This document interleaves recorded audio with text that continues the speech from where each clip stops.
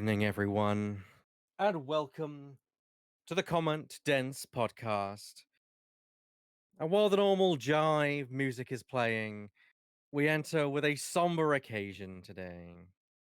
For we, unfortunately, are here to also honor a fallen comrade as of tomorrow, as we are, of course, not celebrating, but mourning the death of Mario. Pray silence for the plumber. You have plumbed your last pipe. Welcome everyone to the Common Dance Podcast. My name is Ebak, of course, joined as normal by to the left of me, Burr, to the beneath me, Shadowfink Rider, and to my deep diagonal, it is of course Lemming Russ, who's running the show on his channel as well. Good evening, everyone. And what sorry states we find ourselves tonight with, of course, the impending execution of Mario due tomorrow morning. He's going to be shot at dawn by firing squad. by firing by a special Nintendo players firing squad. Yeah, it's a weird week. It's been a weird month as well. For that much so, we're gonna kind of launch right into it with the news, but just after we check in. How is everyone this week? I'm okay. I'm still here. I'm still alive. Cool. That's always a good plus. Always alive. Yeah, not like Mario. Yeah, go on. Good. Yes. Yeah, alive and kicking, ready to comment densely on what was happening. I'm alive. That's about as much as can be said. Crazy wonder, what do you think his the last meal request for him would be? Mushrooms. It would be mushrooms. He got a trip on the way to death. No, he's gonna have a green mushroom. Then they'll shoot him, and he'll have an extra life. Yes. If he can get away with it, he'll have the one-up mushrooms. Yes. Yeah. Or you'll just have a normal mushroom and punch through the wall. Yeah, that's the way of doing it as well. I would request a one-up mushroom and then play dead as convincingly as I can. Oh, the Metal Gear Solid 3 technique, you mean? Yeah. He actually has he asks for a poison mushroom, and then says, "Fuck you guys, I'm going out on my own terms." Yeah. On my own terms. That's fair. You can't fire me, I quit. Yeah, exactly. That is certainly a way to go. Good evening, everyone. So let's kind of dive into. We've got a variety of topics that we're going to get through tonight. Mostly gaming news. So we, of course, begin with as we kind of picked a selection of news that's crossed the kind of our desks over the last month and kind of comment densely upon them, as is the name of the show. And yeah, then we're going to kick it off at the end with the main topic of discussion, which is going to be about preservation, which I'm very excited to talk about tonight here on the show. So let's get the news train going. As a follow-up from a article we done last month about J.K. Rowling and the Hogwarts Legacy game, rumors are abound that the company that's making the game are actually introducing transgender characters as character options within the game.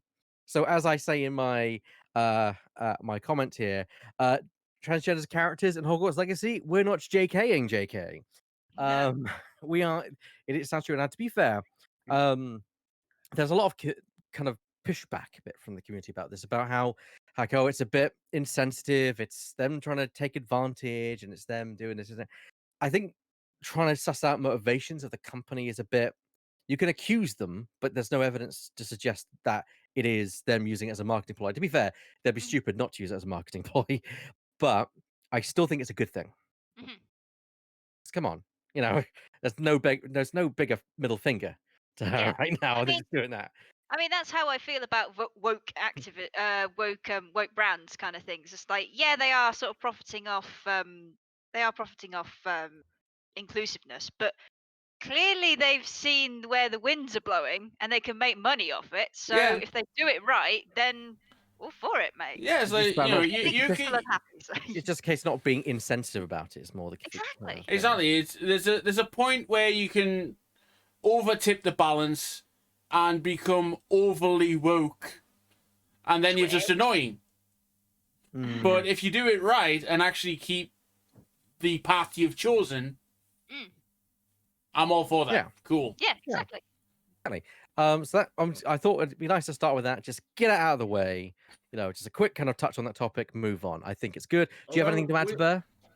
I just want to add, we will return to this topic because as it grows, as the development progresses in the game, I'm curious to know what that would actually mean, that they will be adding transgender characters. Would that mean there will be some stories involving that? From what I've heard, they're separating the pronouns and also voices, but I can't. Of course, these are just rumors, so I can't sort of say one way or Which t'other. it's something which it's possible for a wider topic to kind of go into this about character options and things like that. Like as you guys know, I run the Star Wars RPG game, and recently in D&D, at least something which has come.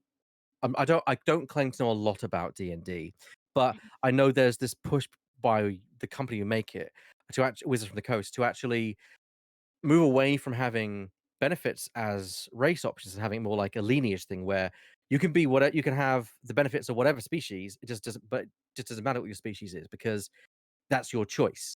And I can kind of see that kind of the appeal of being like, okay, yeah, there's no benefits, there's no difference to playing any race. You could just choose your benefits.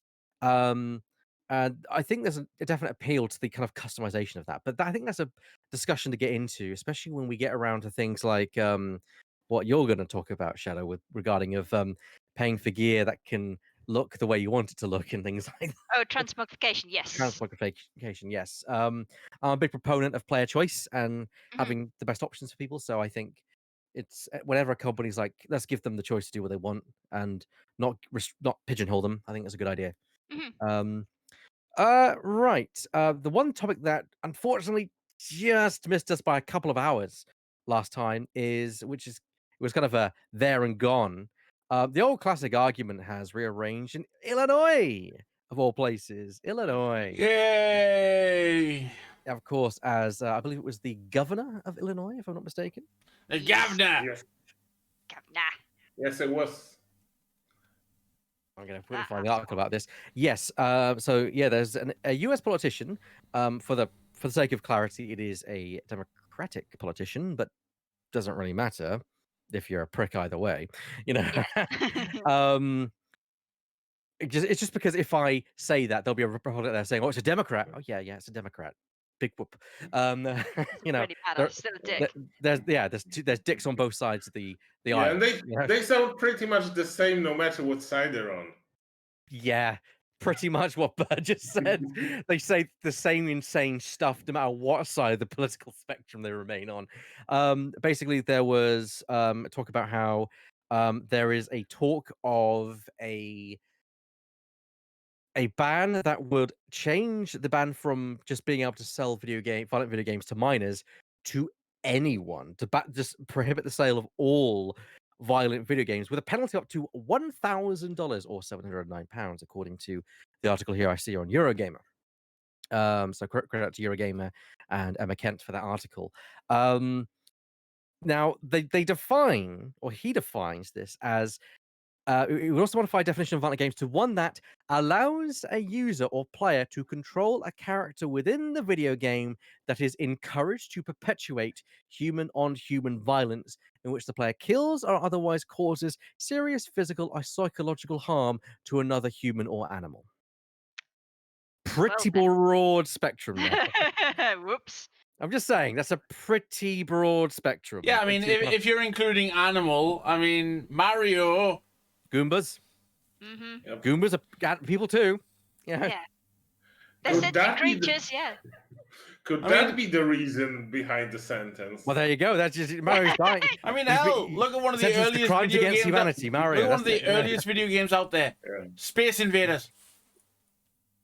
Yeah. Doctor says the only thing that could happen, especially games. Well, but is it, Doctor? Because if I decide to turn the wheel against the car you're in, am I trying to then commit murder?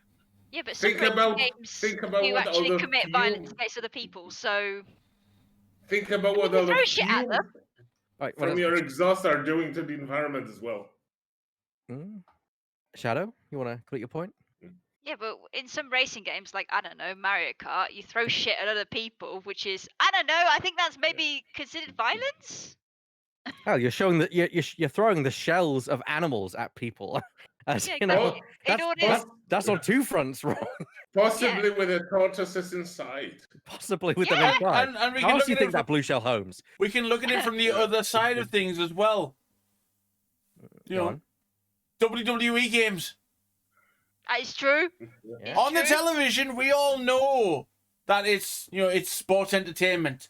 That Yeah. it's it's people throwing themselves Well, why? around in a ring for our entertainment.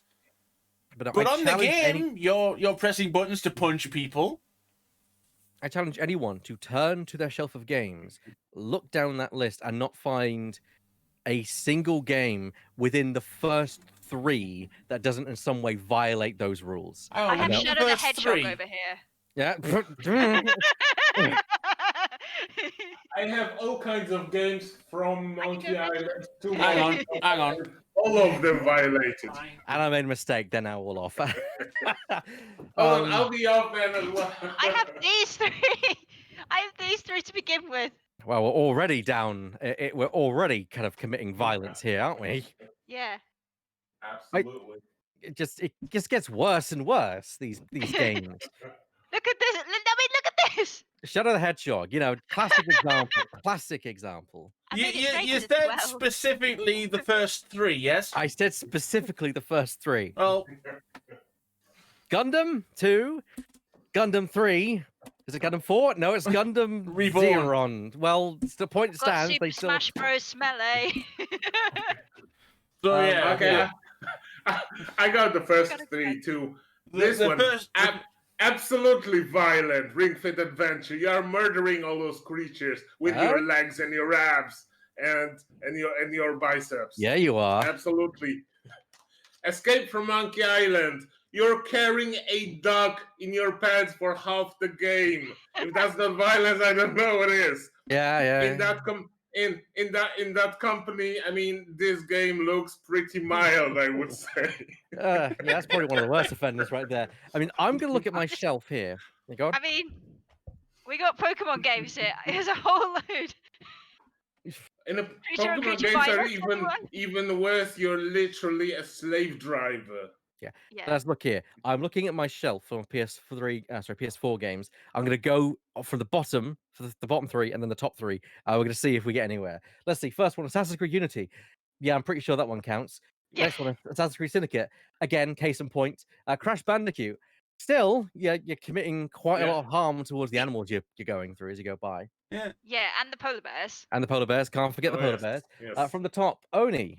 Yes, that you're hitting people in that. I remember that. Little Big Planet 3. You're popping people made out of sacks. I guess if you consider them sentient, sure. Mm, mean, yeah, they're It's sentient. borderline.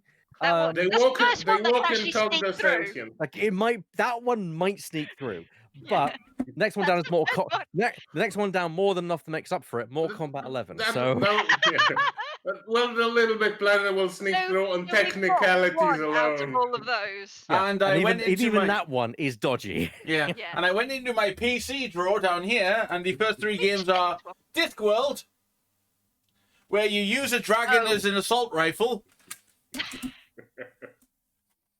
The War of the Worlds, where you're fighting Martians and blowing the fuck out of them, and Mech Commander Gold. Oh, Mech Commander, amazing game. I but mean, the I point- got close with this one, but the problem is on the back it says hunt big. Yeah. It says hunt dangerous beasts. Oops. Oh, See, here's the thing, and this is you're why, out. and this is why this whole thing is ridiculous, because the violence is a fact of life. Violence is part of video games. And of course, I mean, we all know violence only started back in 1980 once the Of actual course. NES was, when Pong was first invented, the first Yeah, violent exactly. video game, No, violence has been a part of the human race a long time. And I do think there is a problem with violence in media in terms, but it's so saturated, you can't get away from it. And there's nothing you can play in a video game that is as bad as what you can see in a movie or on TV. Or Yeah, in I a mean, in a let's look at the cartoon, yeah. purest. Or in a cartoon. Let's I look at mean, the it's Tom purest and form of Jerry. media. Like Tom and Jerry. It's just enough to turn on any news program, and you'll be having all kinds Precisely. of car chases and shooting reports and all kinds. So you think- don't have to go to games for violence. I also don't think there's an issue with having violent games. I do, I completely agree. Ban the sale to minors because you shouldn't be playing games. If Yeah, I mean, those things you don't if a game is rated 18 plus adult rating, then a child should not be able to get his hands on them. Exactly. Yeah, I completely agree. It's just know. that it's the people not enforcing these laws, and it's the classic example of a politician doing making it look like they're solving a problem without actually solving Yeah, that's the cause of the problem. Hmm. even from the logistical point of view, this is so stupid that it can be only. Even I don't think this guy thinks of it any more than a publicity stunt, because It is, yeah, it is a publicity stunt. it Yeah. would have to be enforced somehow, and the state of Illinois has millions of things that they should be spending money rather than on enforcing the stupid ban. Yeah, because at that point, okay, yes, they're doing this ban. At that point, they've got to pay, presumably cops to enforce the ban, which then cops are not doing the stuff like, I don't know, stopping the violent, thefts and I mean, crimes and things that are going on. If you're going to try and ban something that is already very, very prevalent within the cultural zeitgeist of the world, just look back to the 1920s. Prohibition. Yeah. You'll have to, you will give some jobs because you have to hire commissars that will be going from store to store, checking if they are not selling illegal, violent games. Are you selling video games? Selling video games. Fess up! You're selling violent video games. And next thing you know, it'll be violent media in general. Do I see a spiral on your shelf? You're going with us, buddy. Can you hit me up with a Lego Star Wars? Bro, it fits. Yeah. You got any of that cyberpunk? Apparently, you sound quite quiet in the mix to people. Lemming, I'm going to turn you up. Give me a second. Please do. I'm usually the loudest one. Going to another example, the 1954, if my history is correct, the Comics Code Authority. Comic books were the scapegoat in the 50s, and from the, I don't want to give it what is it? The Seduction of the Innocent was called. Yes, the Seduction of the Innocent, written by who was it written by? Frederick Wertham, who accounted a lot of society's ills and degeneracy to comic books. And that led to the Comic Code Authority, which absolutely butchered the comic industry to the point where Marvel Comics and DC Comics nearly fell in and went bankrupt because the storylines went from, oh, let's catch the bad guys this week, as what color batsuit will I wear tonight, Robin? And such ridiculous storylines such as that. Now, it did lead to some great kind of sci-fi elements of comic books coming out, I will admit, but it was not a great era for comic books. As someone who is someone who is even a general fan of that era or the general fan of comic books knows that's just we wouldn't have the MCU today without let's just take a step and look at human history when it comes to people being hated for corrupting the youth. Mm-hmm. Greek philosophy back in ancient times, ancient Greece, Greek philosophy. Half of them were hated by their government for corrupting the youth. Mm-hmm. And now we look at them as great ancient wise ones. Yeah, philosophers, Mm-hmm. Not mentioning that they lived in barrels and, In the 1700s, there were a lot of voices, especially I think in Britain and France, against the youth reading novels like the Daniel Defoe's Robinson Crusoe, etc., because they were corrupting them. They were making them lazy and daydreaming and giving them all kinds of reason to slack off. So there were voices to ban writing them. A lot of it comes down, in my opinion, to the clear example of the human race never wanting to admit the problems are their own Yep. and their own doing, and they're always looking for something to shove the blame onto. We're not perfect as Usually people. Or was that? Usually women.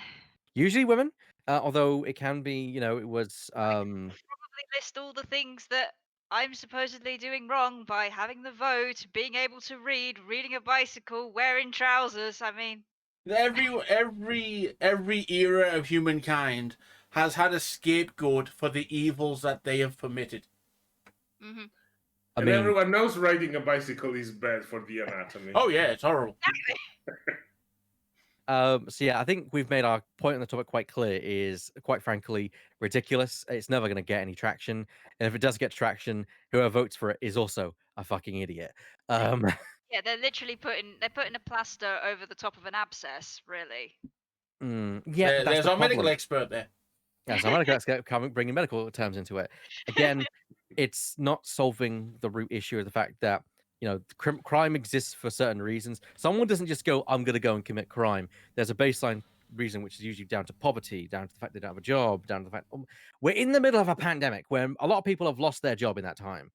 I Mm-hmm. think there's going to be a rise in crime because people feel like they've got no other way choice out.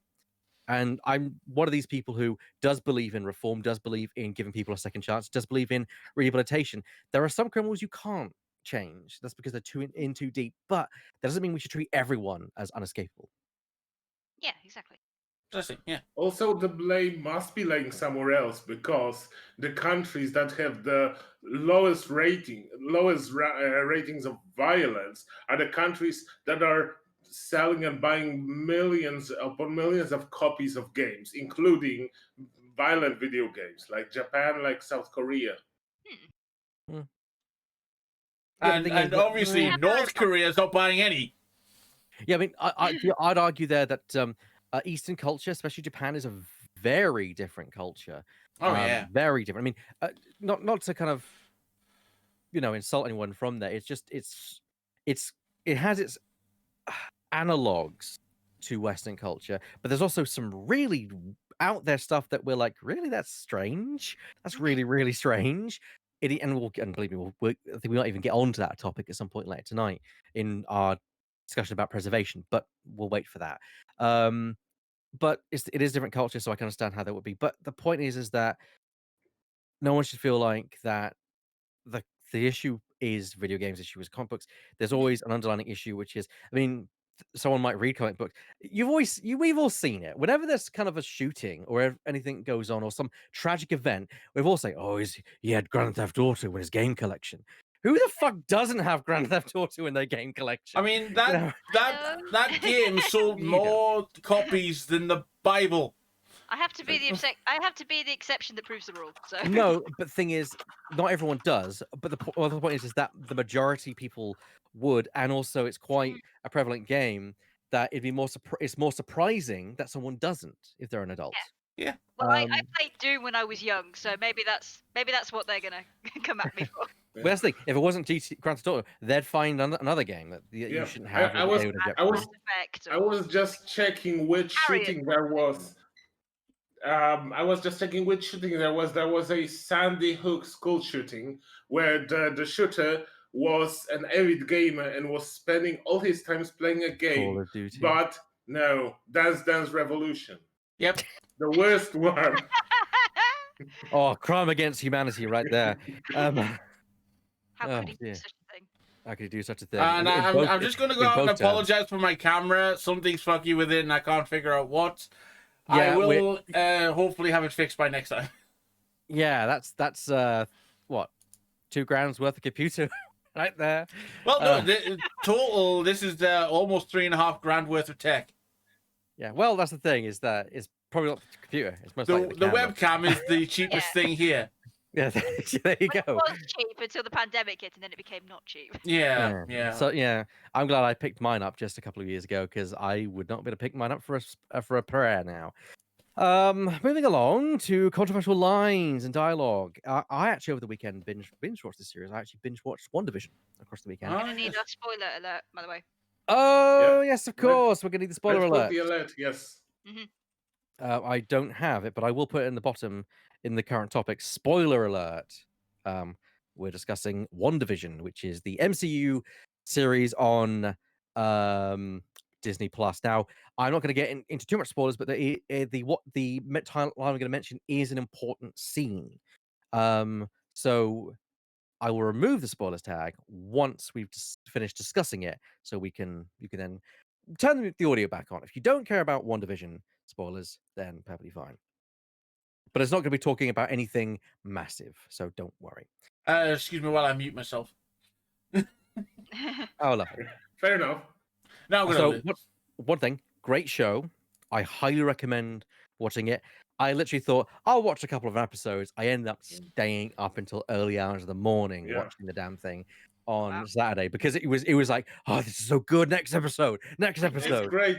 Well, this is where I kind of envy you, but kind of not, for waiting until it's all over and then binging it. Because I started watching as it was aired week by week, and at first it's good thing that they've revealed 2 episodes on the first week.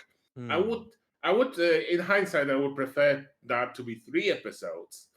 Because the first episode, it's a very slow burner. The first 2 episodes. That's the thing. Anyone who's going in expecting this massive kind of big bombastic affair, it's not. It is a slow burn. There's not a lot of action. It is mainly a drama comedy series, and it's really good in what it does. Yeah, I was kind of expecting it to from sort of maybe a bit more to get into a bit more bizarre things that they would just ignore. In the first episode, there was just one thing with the choking boss. Yeah, that was kind of weird and started to get me hooked into it.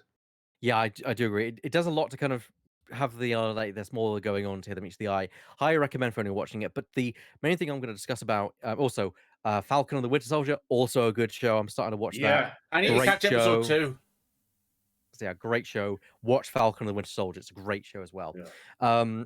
If you have a strong will, wait and binge watch it like Ebak did with WandaVision. If you have an even stronger will, watch an episode a week, like people did in the olden days.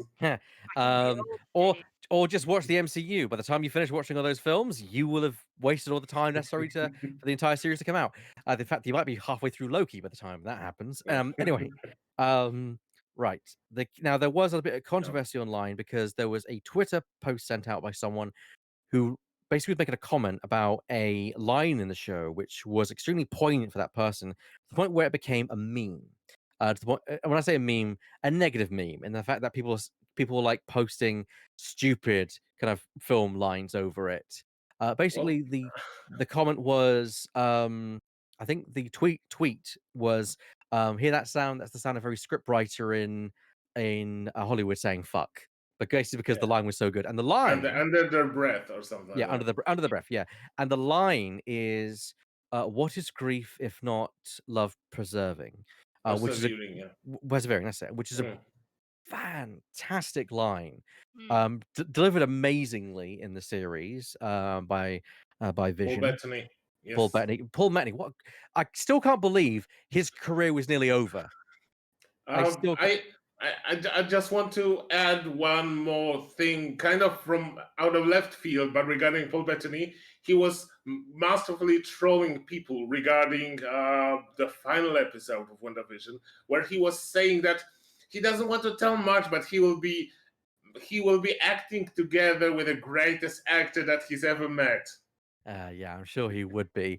And in terms of that, there were a lot of people kind of poo-pooing this person's comment because saying how, oh, if you like that, go and watch something like, Citizen Kane. And I feel like the internet can be very catty when it really, really wants to be. There's no reason to shit on someone liking something. There's a lot of people here who there's a lot of I am gonna call them snobs because that's what they are to me, who they look down at the MCU movies or action films and people who just watch that kind of stuff as uncultured. It's like they may not enjoy those kind of films and the high kind of brow, films. Yeah. But just because they don't like that doesn't mean that they are uncultured. Doesn't mean that it doesn't give you the right to look down upon them and say and basically peer down your nose and push your glass up and say I'm better than you in that kind of way. Just let people enjoy what they want to watch. Yeah. Like the other day, I've seen Citizen Kane. It's a masterpiece of cinema. It is. But if someone said, "Okay, you're gonna die. You're gonna got one last movie to watch. You got two choices. One is Citizen Kane, and one is the Avengers. What's your option?" I say, "Get me a fucking shield because I am watching. Because I'm watching the Avengers." Hell yes. And at the end of the day, it's all down to people's opinions. Everyone has an opinion. Everyone has a Yeah. preference. I mean, I might find The Shawshank Redemption to be my favorite movie of all time.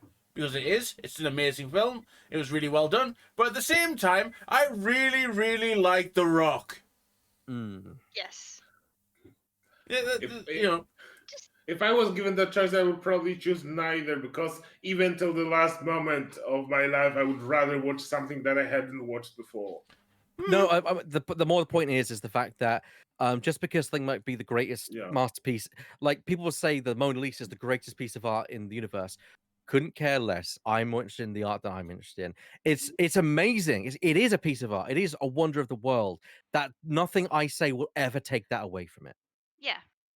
But I also enjoy what I enjoy. Yeah. You know. I mean, That I've seen. doesn't. I mean, Go I've seen. ahead. Go. Let's start with Shadow first. I mean, I've seen Stonehenge, and that shit is tiny. And I understand it's it's a big cultural thing in our history, but to me, I looked at it. It's just like Pile of rocks. it's a pile of rocks, and it's tiny. Yeah. It's just like things that I'm more. There are other things in history that I'm more interested in. If you ever want a laugh, look up Egyptian opinions on Stonehenge. I'm gonna have to look that Yeah. up. But I have to look that up as well. you wanted to weigh in on something. Yeah, I mean, I wanted just to say that, well, on one hand, yes, all those things are great achievements of culture of art, and well, even if you don't think so, you can find someone who will be able to sell you on those, and I'm pretty sure you can find people who will be able to sell you on Stonehenge pretty well. Yeah. But that doesn't mean that I cannot, like, even regardless whether I don't know better, or regardless of whether that's just my preference, I can fawn over something that you may find you may just find pretentious or lowbrow. I mean, and also not everyone starts with an interest in everything. People's tastes grow and change over time. I mean, how many fans do you think, how many comic book readers do you think those comic book films have produced? Quite a few, I would presume. Yeah, who would Yeah. probably jumping into Yeah. comics and then be like, "What the fuck is going on?" But Yeah. power to them for doing that. And the people who are writing the comic books of today, who are pretty good, have grown up on the cookie comics from the era where they were limited to certain topics and certain tropes. Yeah. Yeah. And also, not everybody's achievements or views of achievements are the same. Like for some people, achieving something and something like being a big thing to them is like, I don't know, like I started a new business and we're making money kind of thing. But for some people, it's just like I got out of bed this morning. I went and had a shower, and I tidied up. It's That was literally me on Sunday. Shocking news for most people, I think, in the world. People are different. yeah. So, it's like, just so we can get along and I can remove this spoiler alert already, what were the spoilers? That was it. Oh, okay, cool. Just the line. I said I wasn't going to reveal anything big, just the line. Yeah. But the line itself is important in its significance that I thought it was worth putting the spoiler. I think then. you were right in putting the There we spoiler. go. That is actually all I was going to discuss in Yeah. terms of spoilers. That is it. Cool. Yeah. I was just to add at the end that researching why this was controversial was problematic, because a lot of people were also memeing about this quote for all kinds of different reasons, because this is a memeable quote on its own without context. Exactly. So it was hard to sift through the tweets to search which ones are relevant and which ones are just memes. Oh god, yes, it was a painful endeavor. Before we move on to a negative thing, let's move on to something a bit more positive, but also embarrassing. For Rockstar Games, earlier the year, a who can only be described as a hero, fixed the I was gonna say patched the loading times for Rockstar Games, cutting their loading times down significantly. Not an official patch. They basically had effectively found the reason why Rockstar's loading for GTA Online takes so long, um, and found a solution to it. Now, fortunately, it is a mod, and that would have resulted in you getting your account banned from GTA Online. But he said that in theory, this would cut down load times. Rockstar did it. They actually took his fix and actually implemented it into the game as an official patch, and I think paid him $10,000 Yep. for his trouble. Yeah, that's the standard reward that they give for people who find exploits. But because this was something significant, they gave that to him as well. Yes, and it was they did say that it was an exception to the rule. Now I want to talk about how utterly embarrassing that is. Yeah, Um, that's sad. That is, I mean, we've got a company here who's had this game for nearly 10. This game's been with us for nearly 10 years. Yeah, over half a 10 decade. half a Yes. 10 fucking years, and they've released patch after patch after patch, update after update, new content after new content, fixes for various other things, and they never thought about fixing this. And granted, maybe no one had ever thought of that idea, but still, the fact that they said, "Oh, the loading times are fine," even though people were constantly complaining how long they were. It's taking me 8 minutes to get into a game. Yeah, Yeah. Lemming, you did a test, didn't you? Yep. He did a test. Before I got my new PC and before the update, it was taking me about 7 to 10 minutes to get into a game online. Mhm. After the update, I was in 2.5. Yeah, that's cutting it by 75%. That is a significant. And I'm pretty the cynical person in me likes to say, "Oh yeah, I bet someone at Take-Two crunched the numbers and thought, well, if we get players in the game 75% faster, it means they can then invest more money, and so that we'd be earning more." You know, and like thinking that we'd be earning more money if we get in the game Light faster. bulb, $sign. Yeah, dollar sign basically. But yeah. Sorry. No, please carry on.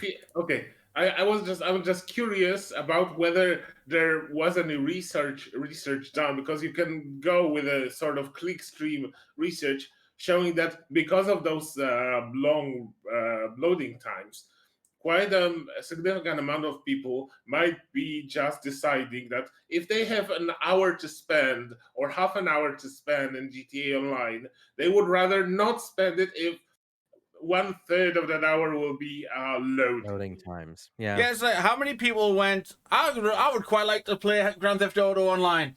But Oh, how loading long have I times. got? Yeah. Yeah. Oh, I've got half an hour. Fuck that then. Yeah. Yeah. Exactly. Yeah. Yeah. Fuck But- this noise. I'll play something on my console instead. Yeah. And But even if, oh sorry, Ebak. no, I think please carry on, Shadow. I was gonna say, but even if the intention is nefarious, it resulted in a good thing. So Yeah, yeah. Yeah. that- Oh yes. I'm not saying it shouldn't be applauded. I think it's quite right that it should be Yeah. applauded. And good for him. Yeah. Good on him, and good for Rockstar for paying the guy. I know there's some pushback from some people saying, "Oh, why don't they offer him a job?" Maybe he has a job that he likes. Yeah. You know, Yeah. just I know. probably or- wouldn't take said job, to be quite Or, frank. or maybe they had offered him a job and he rejected because he had better things to do and he wanted to just do those things out of passion. Yeah, it's like, Or maybe dude, Who knows? I looked through the game files of your game as a hobby. Yeah. I'm not going to people do do that that. for a living. Yes. Yeah, people absolutely do that. I can fully understand someone like once something becomes your job, it then becomes a responsibility, and I can understand someone not wanting to kind of make that leap. I'd made that choice when I got a degree in game design. Realized, hey, games industry kind of fucking sucks. I don't want to be part of that bullshit. I'd rather still enjoy video games. And I'm now sitting with a degree that's useless, but at least I can offer input on video game and design because I've made videos. I've made games. I've made this. Yeah. Give me a second. Uh-oh. I mean, similar Yeah. happened to me with my biomedical science thing, but that's a different story. Oh, cool. Yeah, I remember you showed this to us. Yeah, my Very old nice. board game. My old board game I made from university back in, this must be 10, 11 years old. Not copyrighted, so if you want to nick the idea, feel free. I'm not going to make money from it. Sod's Law in 10 years' time will be regretting those words. To be fair, it's using the Assassin's Creed license, so if Ubisoft want to come at me, But you're not making money off it, and you're not. well, You're I've not not even taking sold the damn away. thing. That's the only You're copy not. that ever exists. Yeah, you're not making money from it. You're not. You're not infringing On on the market of that item. So. 2000. Oh no, Burr! Burr, we've lost you. No. Oh, there we go. Oh no, something's breaking for me. Yeah, yeah. Your I back? camera's. Yeah, Your we can camera's hear you. desynced. No. Yeah, the camera's desynced. It's weird. Oh no. Yeah, your voice is like a second and a no. half behind. What is your... happening? Yeah. It's kind of weird. That is weird. Very weird. Please continue as if it was normal. Gonna Yeah. try. We're gonna try. Let's carry on. But we got the webcam glitches happening today. We got Lemming, who's got the glitches going on. We got Burr, who's a few seconds behind his own voice. Don't worry about me. I'm Um, just attempting to break into No, the it's fourth just- dimension. No, it's just us two. Right. So moving on. One thing I want to touch on just from the last topic very quickly is the subject of effectively you. And I've completely lost my train of thought thanks to that. Sorry. It's all complete. No, not your fault. Yes. Interests. People develop their interest over time. I never thought I would play and enjoy a Resident Evil game. Mm. Lo and behold, because I'm not a horror fan. I'm very much like weird in that I'm not a big fan of horror. Then a couple of years ago, I think actually no, last year, was it last year or the year before? Resident Evil 2 remake came out. I was like, that kind of looks interesting. I'll give it a shot. I actually ended up really liking it to the point that I played Resident Evil 3 remake when that came out, and I was like, I love these games, and and I'd never really say that I'm a horror fan. I like the horror theme more than I do the horror fan, and that's why I'm not afraid to recommend Resident Evil as a game to Weird, but I am hesitant to offer any horror game because I think Weird could just about get on with it. Because one thing, you got a gun, which you don't get one of those amnesia. I tell you that right now. Yeah.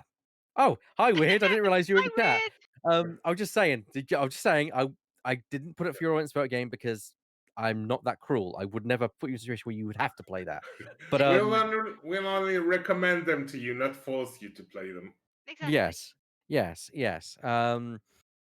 Now we move on to the penultimate news topic, unless there's anyone else who wants to cover here, because there's one last topic on the list. Nope. Okay, then.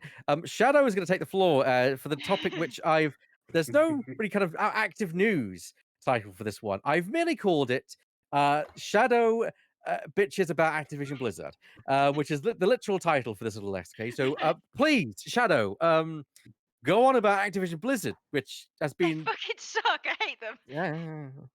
All right, so there's been a whole load of there's been like several bits. Oh of yeah, there's been a news. boatload of news from them recently. Yeah, so I'm going to try and go through them in order. One of them is admittedly quite a personal gripe, which I have quite the axe to grind, but we'll leave that till last. Right, I think she's first got one, a whole wall full of axes to grind. mostly swords.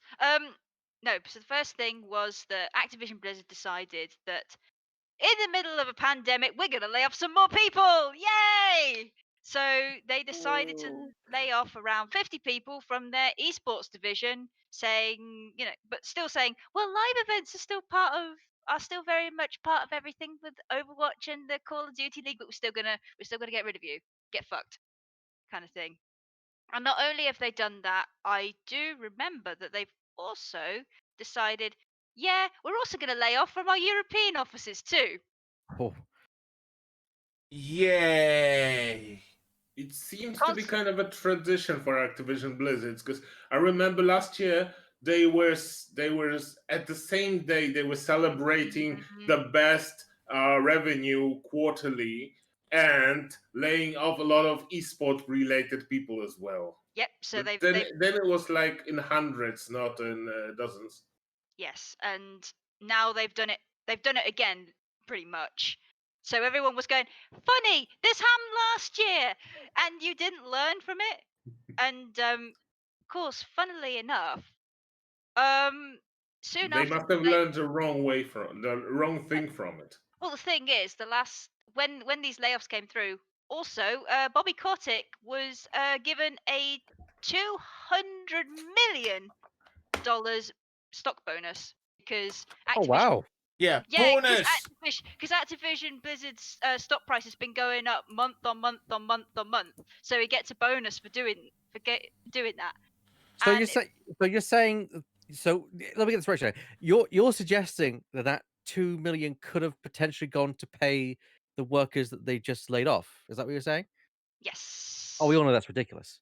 yeah. You know, okay, Oh no, yeah, that's not how the economy ever works. Yeah. Yeah, technically, this bonus is not related to the layoffs, but still, can we just remember that in 2018, Activision Blizzard paid exactly no tax and was actually paid by the American taxpayer to actually exist? So, as you can imagine, a bonus for the CEO of like obscene amounts of money. That Probably and the not fact great. that by dumping these employees when they did, they in effect made their stock prices increase because of how that generated what's the word I'm looking for? When I hate when I forget words. Basically, it made the company look good. The company looked better on the books, so the stock prices increases. So therefore, by binning those human beings, he did in fact get some of that profit off of it. yes, much, yeah. creative accounting. Yeah, I think I've heard Bobby about Kotick this. is indeed profiting off of people losing their jobs. Funny Has enough, been I fired. heard a great video about this on Fact Fiend. It's a very similar video on Fact Fiend. Great show, by the way, on YouTube. Go check out Fact Fiend with Carl Smallwood. Great show. It's about Forrest Gump and how the sequel to that is so batshit crazy that a film can't be made of it, and it was made suggestively intentionally by the author because he got screwed on the rights to Forrest Gump. Basically, the original right for Forrest Gump was basically told that he'd be paid 1% of the earnings from the film, right? And he got paid nothing. Now, How did they manage to wiggle out of that? here's where I start to mention how batshit insane this is, and how creative accounting is basically what it comes down. It's called Hollywood accounting in there as well. Effectively, there are ways you can balance the books in Hollywood so that your film doesn't make money. So effectively, they were saying basically they were telling him, well, our film's not earned any money, so effectively we're not going to pay you. Now, if you go and Protect the look, doubt. if you go look Forrest Gump, it was released in 1994, and I think if you look, the film earned $677 million 1% of that is still a lot. on a budget of $55 million. Something's not right here. Do me the math here, Doctor, in the chat. 55 million take away 683.1 million. I'm pretty certain we're still in the positive, if I'm not mistaken. I can't math right most of the time, but I'm pretty confident that that film has made its money back. So, yeah, it's standard thing which you see in the industry is that companies effectively fiddle the books to basically make it look like whatever they can to make it look good for them, and so they don't You have to pay must out. really suck at economy because it's clear the movie ends zero. yeah. That's the thing, and it was this big whole political debate. But yeah, go and watch the video on that. As it has a happy ending in a weird way. All right, But let me just check something. 657 million shared by 100. What was that thing? 6.5 million. About the economy, Ebak. oh yeah, I think my friend Arthur made a great comment to me yesterday. Well, not yesterday. It was actually Friday when I was picking up XP models, which is there isn't an I in team, but there's a shit con in economy. Yeah. Just goes to show it. What's the numbers, Lemming? Oh, damn, I just said 6.5 million. That right, I should have gotten $6.5 million. Yep, he should have got that, and he got nothing. to start off with, Yeah. until a court case appeared. Then suddenly, mysteriously, they settle out of court for something because they realized because they kind of got headlines in the papers were saying the highest earning movie of the year won't pay out earnings because it didn't earn a single pence. You know, Well, that really, doesn't look good. really kind of sarcastic comments that headlines that were dripping with sarcasm because it's like, yeah, the highest grossing movie of the year didn't earn any money. I mean, that and the fact that, Forrest Gump has its own Wikipedia page for the amount of awards it got. And this is Holy why shit. actors like Eddie Murphy would say, don't go for net, go for gross, because they can't swindle you that way. Yeah. But that is effectively and that what we're seeing here. It's Blizzard kind of fiddling their books a little bit just to make themselves look even more profitable, and that profit goes straight into the CEO's pocket, which is not right. No, And he should it's be not. fired. And it should be fine. And let's not forget that the great Satoru Iwata took a pay cut when the 3DS was going down. And then took another one later. And then took another one later in the year. And just with all the hassle, he voluntarily took a pay cut. That's how you CEO. Yeah, make sure your people stay strong, even if you take the hit. Yeah. Yeah. I mean, they're the ones. They're the ones making the games. Sorry, Burr. You go ahead. No, I just wanted to add that kind of also stems from those differences that you mentioned, Ebak, before between mentality of the Eastern companies and Western. That will once again we will get into that in a moment as well. But there are much lower differences, much smaller differences between the CEO's paycheck and the line workers' paycheck in Japanese companies than in Western companies. I do also feel the need to interject and say that I would like to point out to everybody on the internet that the excuse of, well, other corporations do it is not bollocks. Not an excuse. It's not an excuse. It's not. That's like saying, oh, I've murdered this person because there are other murderers out there. Yeah. Does it fucking matter? You've murdered someone. Yeah, the Crusaders back in ancient times murdered loads of people. I should get away with it too. No. Change with the times. Change with the times, get up to date and realize your people, the people you hire and the people who are under you, deserve as much respect as you do. Mm-hmm. Yeah. I just see here on the Wikipedia page, it does essentially here Iwata voluntarily halved his salary in 2011 and 2014 as apologies for the poor sales, while other members of the Nintendo board of directors had pay cuts bonuses. Pay cuts of 20 to 30%. So effectively, the board of directors of Nintendo said we'll take 20 to 30% off. Iwata halved his voluntarily 50% twice. I mean that says it. That's a great man right there. Yeah. Yeah.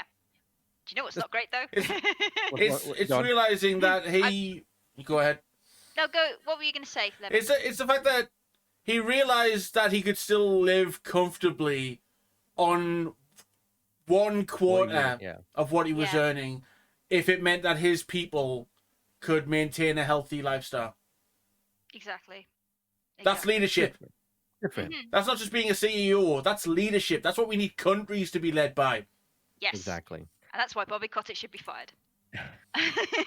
I mean, is there From a more? cannon. I mean, there surely is more that you want to go on about, Shadow. So please do continue. Well, Tons. this one's more of a personal thing, more linked to World of Warcraft. It's more just a personal axe to grind. But I'll do it if we've got time. Oh, we've got tons personal of axe out time now, so get on that Now- grinder.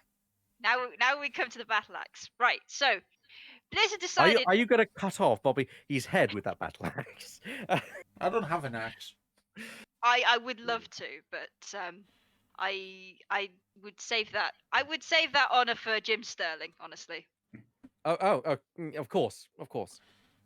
But yeah, so Blizzard, in their infinite wisdom, decided that World of Warcraft. Well, let me try and give you some context in this. So World of Warcraft, as we know, is a pay-to-play MMO with a subscription fee. But what you can do, what you used to be able to do, is you could buy game time for 6 months, No, not for 30 days, 60 days, or 120 if I remember correctly, which was really 180. Sorry, I can't do numbers. Yeah, I'd imagine logically you'd double Yeah, it each 30, time. 90, 180. I can't do it. 180. Yes. So that's what I used to do, and that was quite useful because you don't have to set up a subscription. You just put in a one-time payment, and then you've got game time. This is really useful if you don't know if you're going to play World of Warcraft for a long period of time, Hmm. so you're not locked into anything like Hmm. that. Blizzard, in their infinite wisdom, decided, nah, fuck that. You can only if you want to make a one-time purchase, it can only be for 60 days. Only for 60 days, or you have to set up a subscription for 30 days.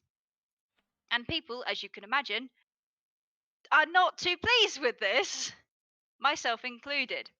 And now a lot of people are saying, "Oh, but all you could do is just pay for the subscription and then cancel the thing." Just like, yes, but before then we didn't have to. Yeah, We could just why? pay for 30 days and be done with it. Why do we have to pay for this thing anyway? And then there's more steps here than there should be. And I didn't Yeah. have all these steps before. It sounds like they're taking like a 3-step process and turning it into a 10-step process. So, Yeah. why do you make things harder? I mean, I'm not someone who plays a lot of online games, especially subscription-based ones, but why suddenly progressing like, okay, we're not gonna sell that? Is it because you're not selling those subscriptions? In which case, Because surely having that as an option doesn't change anything. Yeah, I'm well, gonna use. there's too many people that have to handle the sales, and the company just cannot afford employing that many people, so they have to limit the sales plans. I'm gonna well, use a term created by one Jim Sterling. Of once again, they are pushing the confusopoly. yes. And I think what they're trying to do is to get people to stay in in World of Warcraft, considering this goes more into what the actual current expansion is like. But I'll boil it down to there are so many systems in the new expansion, which is like come back the next day, come back the next day, come back the next day, and that's why I think they're doing it this way. Also, it's become more standard within the industry to just have a one-time payment of 60 days and a sub for separate amounts, because I've seen Star Wars: The Old Republic do it. But the thing is, that's why I don't play that game anymore, because I can't drop in and drop out like I used to with WoW. And to be honest, this is kind of a death knell for WoW itself for me, because it's like, well, no longer, well, installing it takes fucking forever, but I can no longer sort of drop in and drop out whenever I want to, because if I pay for 30 days, it was usually about, I don't know, it's about like a £5 or £6, like nothing like really bad. But if I paid that much, and then if I got bored like in the middle of the month and I stopped playing, that's fine. I've wasted only a couple of pounds, and since I'm not paying recurringly, it's not a big loss, as if Hmm. if I pay straight for 60 days, and then if I stop after like a couple of weeks, I'm like, well, I've got to keep going because some cost It's fallacy. it's all part of their continued strategy, which is what it is. It's something that they've focus tested and worked out to a point where they want everybody who plays their game to be locked into only playing their game. Yes. So they throw so many different systems at you that you have to lock on every single day for X amount of time until it takes over every free moment you have. And Yes. because when you opt out, it's a lot of hassle as compared to opt in. People they are hoping people will not want to. I mean, on average, people There will not is. Yeah, want to it's opt it's out the same thing and will with stay. it's exactly the same thing with Netflix subscriptions. Mhm. Because Yeah, you people have go, I spent 3 months with a Netflix subscription, not watching anything, but not canceling my subscription because I'll watch something sometime.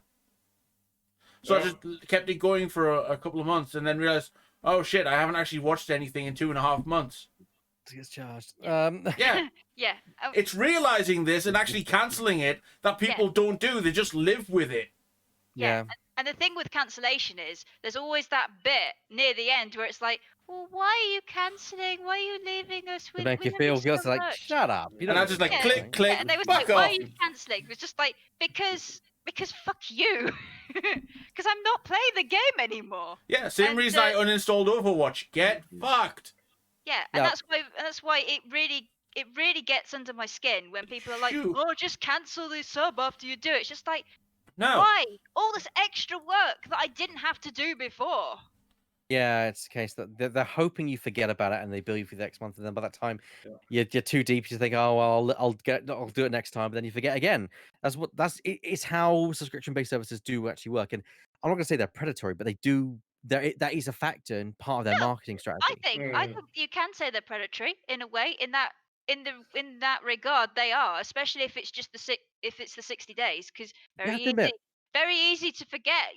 Just like 2 days. yeah, 2 months to take another bit out, and you're just like, oh yeah, that thing. Oh it yeah. does make you wonder how a lot of them, because some of them, I can't remember which subscriptions I've been on before, but I've seen a few where they say, do you want it just to be for this month, or do you want to bill us to be for a month recurringly? And I wish more subscription services would offer that idea. So it's like, if I just want a month, I could just buy a month, and I don't renew. Yeah, but everything wants to. Every company is out for your money. Therefore, they all, as standard, go with the you pay us now, and now it's a subscription. Yes. So even if you forget about it, we're going to bill you next month.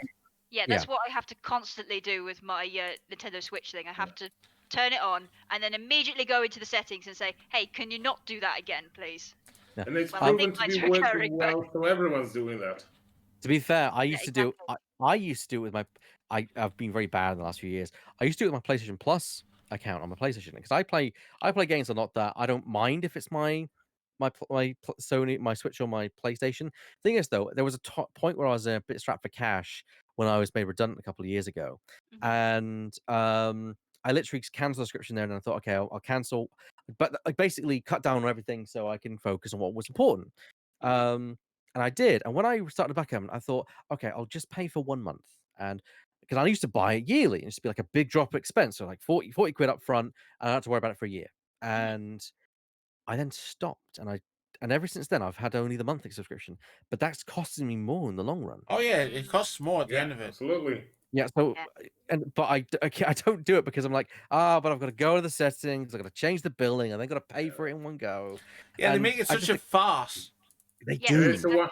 And it's a 1 month notice when you're canceling or being cancelled in the next month.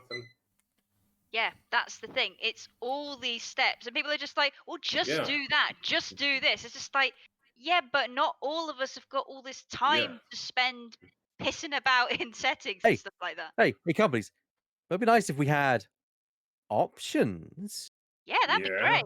Yeah. Can you not take them away from us when we've had them for, like, I don't know, years and years and years? Can you not take them? Can you not take them away from us? Can you actually provide those options up front rather than saying, "Oh, I'll just pay this and then go into the options and change it"? Because yes, or cancel afterwards. And then it's like, no, that's adding more steps. Can you just provide options up front, please? Yeah. So if I want a service, give me the options. I'll select one, and Bob's your uncle. You get your money, I get my thing. So much easier and quicker for one company, one team to just introduce that option than for thousands or millions of subscribers to every time cancel the subscription, then renew the subscription sometime later, then cancel it again, and do all that hassle. Yeah, and ironically, they've kind of lost a customer for doing that, because it's just like now I no longer since I can't dip in and out like I used to, and this is what stopped me from really committing to the Old Republic. I'm just like, well, fuck you. But I'm not interested in this expansion because I'm out. I mean, I'm burned out completely.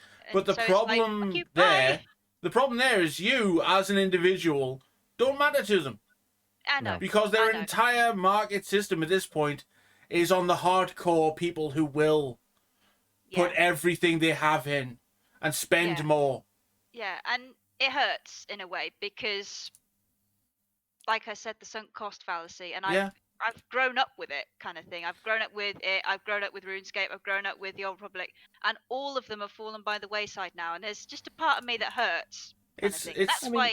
I mean, that's why this section's called bitches about Activision Blizzard, because she's been here a long time, and she, you know, they own companies, like they own properties I love, and I want them to do better, and they're not doing better, and I fucking hate it. Yeah, the grief's collected over the years. Yeah, it's the same with me and the 2 gacha games I played for 4 years. Every month I'd be putting money in, I'd play them every day. I knew they were taking all of my free time off of me, but I'd be playing them because I did genuinely enjoy them. And then I realized I'm putting 20, 30 quid into each of these every month just because, you know, that's what I was doing. And I have outgrown them. I no longer need these games. I still love them. I'm still going to enjoy the fan art and, you know, the little works that they put out. But I'm going to put them to one side. We've outgrown them. They're not for us anymore. Yeah. Point is, I do think how it's very interesting how in the last few years, you know, everyone bitches about EA games, but I just feel like Activision Blizzard will go like, hold my beer, you know, you know, Warner Brothers. yeah. Yeah, Warner Brothers. Well, you guys just stop trying to one-up The yourself. big trilogy at this point: Will I stop hitting my EA, desk? Warner Brothers, Activision. Yeah, that's the trilogy of scummy publishers at this point. I just I never had to deal with what you've had to go through, Sheldon, because I've never believed in a subscription-based gaming service. Bar or Xbox's Game Pass, which I think is great because it offers single-player games as like a Netflix model. I think that's really good. But what do you... Oh, sorry. Yeah. My eye needs a drink. Eye drops. Sorry. I just paused because I thought, am I seeing what I think I'm seeing right now? Wait a minute. Yeah. My eyes gotten a bit too dry. Just let the man put eye drops in, for God's sake. No, I didn't want to say, but I just thought I was thinking, should I? Should we mention this maybe? What were you gonna say? Back to my thought. Yeah. No, I do have a thought after yours, but you first. Please go back to your thought. Do what you need to do, Bear. But I don't want to do what I need to. But yeah, go back to my thought. It's just a case that I never believed in subscription services. So the only thing I have comparable is Netflix and Disney Plus, and I've always subscribed to Disney Plus and Netflix because they're not as expensive in my opinion, and the luxury of being able to just drop in and play it. And there have been months where I've not watched anything on Netflix.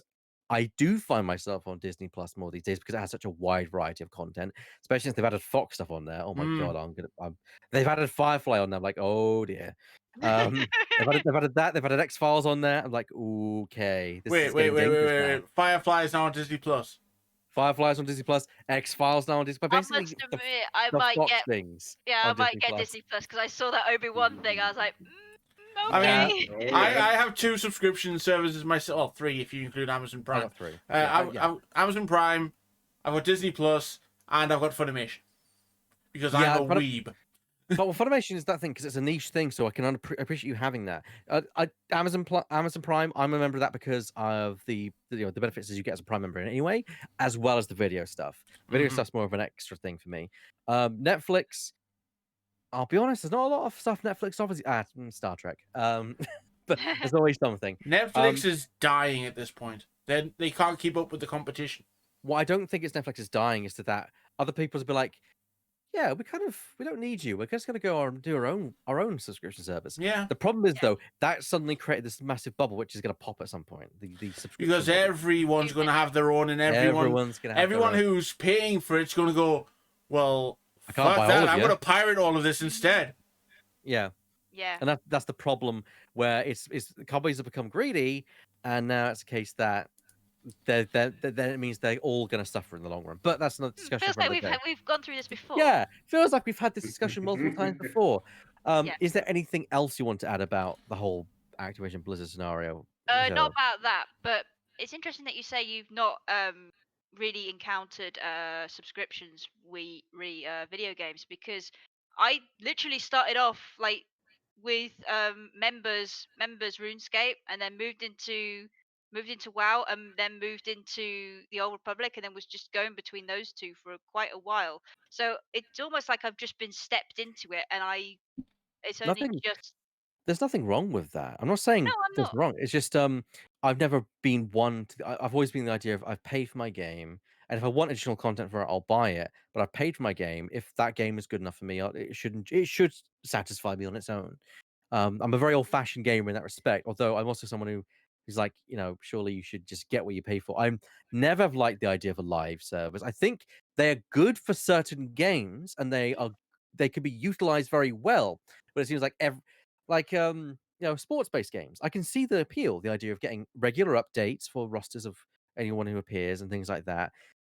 Take And note, for FIFA. like FIFA, Yeah, but that's a bad example. but did the Avengers need to go to a live service model? No. Exactly. Which is why that Yeah. game is dead on arrival. Maybe if they were a good game. In fairness, one of those MMOs, RuneScape, was free. It was a free model, and then it had the members thing. And once you had a member subscription, which was dirt fucking cheap in those days. I was a kid. I was a kid who just got an allowance, and I managed to pay for that shit. So And there are even some circumstances where I can even be more amenable to like a live service thing. For example, Crash Team Racing. That would count in my view as a live service thing with the Grand Prix. I just got burnt out on it. And I think Weird, if Weird still in chat, would completely agree. We would just dedicate ourselves every month to playing the Grand Prix, and by the end of it, be like, we can finally relax. Oh no, Grand Prix launches next week. I'm like, we've got to play that, otherwise we'll miss out on that content. And fear of missing out. it became a chore, and that's the thing. I don't mind having all this live stuff. It's just like, don't say it's limited time only content. Don't give me this limited bullshit. Even if I will access it, even if you have to make me pay for it eventually, even if it's like an extra £1 or something when you're down the line, I will get it. Just let me do it on my terms, please. That was literally. I Don't would. remind me Oh, about What the there fuck? goes an overlay. We have been They got invaded. invasion. They're coming in. don't remind I me would. about CTR. Ugh. Oh god. Perfect. That was perfect. He Guest didn't appearance even by turn Weird on his FTW in there. webcam. Guest appearance by Weird FTW on the show. He briefly stole my body. That was weird. That was Yes, it was. a body snatcher. So I had an idea for something to say, and that completely ruined it. Yeah, what a way to derail us. what a way. What the hell was I even going to say? I can't remember. It's fine, Weird. Thank you. I think we'll come back to you, Lemming. I think we should probably move on. I think I've said my piece. Yeah, we've said enough about corporations. We've had our monthly fuck you corporations Yeah, I'll piece. get off my soapbox now. Yeah, that seems to be a monthly topic with us, it seems. Let's move on to the actual topic of the show, which is going to be spearheaded by myself, although it's just mainly me kind of leading it on. And that is a key P word, which I've been wanting to talk about for a while: preservation. And that is the preservation of games throughout history, which I think is a very prominent issue, especially a poignant one, given what's happening tomorrow with Mario being led to the executioner's chair for as many crimes against Goombas and the Koopas. Yes, so preservation is something which I feel very strongly on, and I know that a lot of people tend to take that and tend to twist it into the whole term of like, well, piracy emulation. And I just want to lay a flat disclaimer right at the start. Piracy is bad. You should not pirate anything. You should have clean copies of whatever you have and legitimate copies. You can have a copy of your own for the purpose That you made. that you made, Mhm. but you should never pirate anything. So let's get that clear disclaimer out of the way. Yeah. We're not talking about that. We're not giving. We are not condoning piracy of No. readily available things. And don't I do think, and that is the key point which he has mentioned, readily available, because we're getting to a point in history where hardware is starting to break down for a lot of the, I'd say, Mhm. favored generation of games. So we're talking NES, SNES, kind of Mega Drive era of Game games Boy where Advance is starting to break Game as Boy well. Advance, Game Boy Advances. You got Game Boy Advance that you need to unfortunately would need to find repaired. Shadow Yeah, parts are I had becoming to. scarce. Yeah, I had to. First thing that happened was that the battery cover went, and I had to. Thankfully, there's still parts of those knocking around, so I had to buy that. But now the shoulder buttons are going, and in order to replace them, you need to replace, what's underneath them, and that will require me getting inside the Game Yeah, Boy the Advance. actual hardware. Yeah, and I don't think I'm able to do that. And with a heavy heart, I can no longer play any games that require the shoulder buttons to work, which unfortunately means I have to put my Yoshi's Island game to bed and lots of others, technically. And just like that, Shadow cannot play an entire generation of games that she does own. Yeah. And I that's a am problem. I'm very lucky in that I still own a DS that can play Game Boy Advance games, but their shoulder buttons are going. And also I have a GameCube like far over here, which still has a Game Boy player in it. But the problem with that is that needs that needs a TV to play a CRT, of which are not very common anymore. So I'm running out. So eventually, I'm going to run out of hardware. That's a third console you own that you'll soon not be able to use. Yeah. Yeah. Yeah, but And- in more recent news on this very same subject, Sony announced yesterday they are shutting down the online stores for PlayStation 3 and PS Vita. And that's where this whole topic came from, at the suggestion of my peers here, Mhm. because of that. And Doctor mentioned the PlayStation Store there, so rightfully mentioning there, Lemming. So yeah, that is the thing that kind of pushed our discussion of that, because suddenly there's an entire service that you can't access if you now. I will say, to their credit, Sony are at least keeping the PlayStation 4 and the PlayStation 5 stores going. So it seems to be they're retaining a generation of redundancy. So I think the PS4 store is safe until the PS6 comes along, which is good. But that's not the issue, because if I wanted to play PlayStation 3 games that I had downloaded, what am I going to do? Yeah. What am I going to do? Yeah. I mean, we don't even really know if they're going to offer a service for re-downloading, which they really should. I And this is believe where- they have announced that you will still be able to download games you own. Yeah, so that's the good thing. I think But the they should do stores are that for shutting DLC down. things, and that is good. It still means that you can't, however, buy new content Yeah. for that system, which is itself a problem. Mhm. And I'll offer it in the window of time that only I can offer. I grew up as a Sega fan and a PlayStation player, so I went from the Sega Mega Drive up to PlayStation and PlayStation 2 and PlayStation 3. I didn't really enter the ecosystem of Nintendo until the Switch, unless you count my Game Boy. But even then, that was just my Game Boy. That was your And handheld. I did own a 3DS, but it's the point of the fact that I never played Mario 64.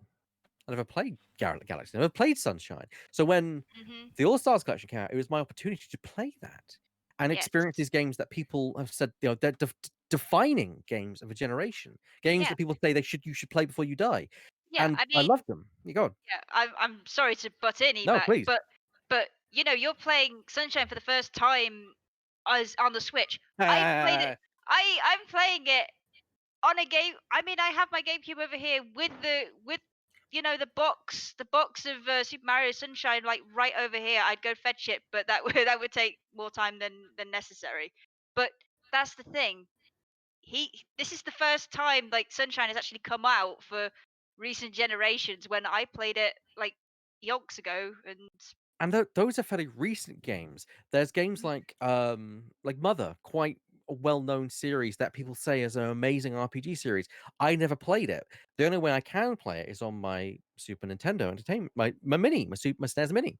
And people will say, well, if you want to play it, just buy the hardware. One, the hardware is failing, as we've mentioned, and two, games like that, the iconic games, Fucking where? where are you going to get them? And also, if you want to play them, you're going to fork out an obscene amount of money, collector's money, for something which you just want to play and experience, and not necessarily wanting to collect. Which I think is the key thing: is that there's a disparity between collecting and playing. But there are Mhm. people who will collect things and put them on shelf, and that will be their part of their collection. And they'll look at the collection, they'll enjoy, and of course they'll play the games, but they get some satisfaction out of seeing that wall of boxes all in order or whatever order they decide. And I think a key example, which I'm going to use as my evidence tonight, is actually a game that I've been playing on my own channel, which is Castlevania Symphony of the Night. Considered a bit of a lost gem in the eras of the PlayStation. It was a 2D game on a 3D console. It got overlooked. Oh, people didn't really care much about it, to the point that the Nintendo 64 version of the game was praised in a Nintendo Power magazine of, look at this, Sony with a 2D Castlevania. We got 3D over here, boys. For any of you who don't know, that that Castlevania game, that 3D Castlevania game, Did go well. yes, it sucked. And it did mean that there were not a lot of copies of Castlevania Symphony of the Night were printed, and the game had become a cult status. To the point there, if you wanted to get a copy of that game now, you're going to smack down 300 and so pounds for a PlayStation copy, a genuine PlayStation copy. And I would never have played it if it wasn't the fact that I can pick it up on Castlevania Requiem, a double pack with the other rare game, Rondo of Blood, which was never released outside of Japan, as part of the Castlevania Requiem pack. I'm not into collecting. I don't care about having a nice pretty box. I just want to play the game and enjoy it and see what the big deal was. And I never would have experienced it if it hadn't been for the ability for Konami. Can't believe I'm praising Konami for releasing it. It doesn't feel right, does it? No, it doesn't. Releasing it on the PlayStation 4. Only the PlayStation 4, sadly. But that's the issue which we're finding ourselves tonight. And I'm sorry to say, people, one of the worst offenders for this is Nintendo. Boy, tell me about it. Oh yeah. Case in point, tomorrow. As shown on a bit from the beginning of the show.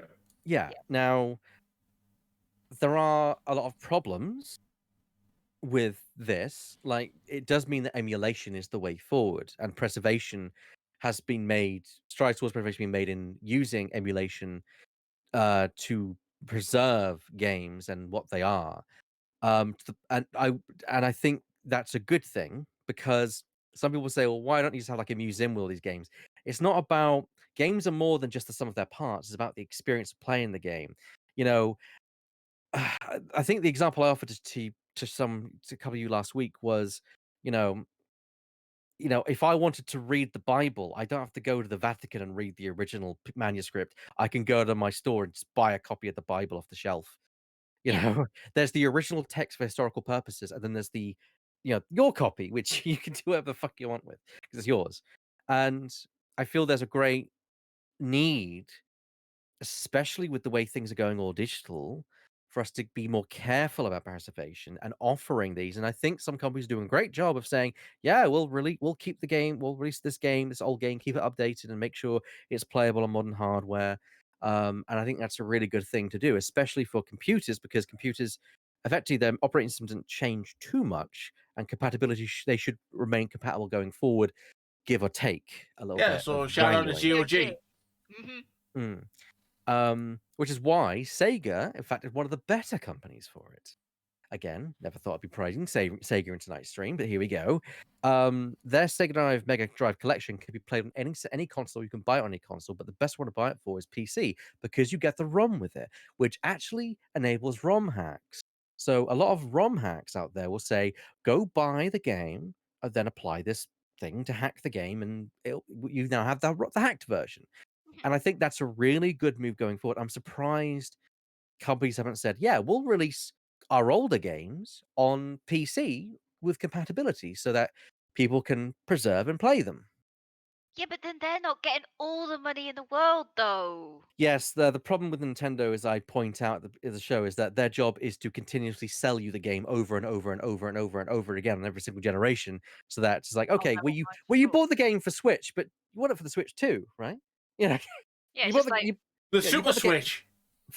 with no enhancements. Like, sure, if it's like an HD enhance or something like that, or extra features, sure, charge me an extra couple of quid.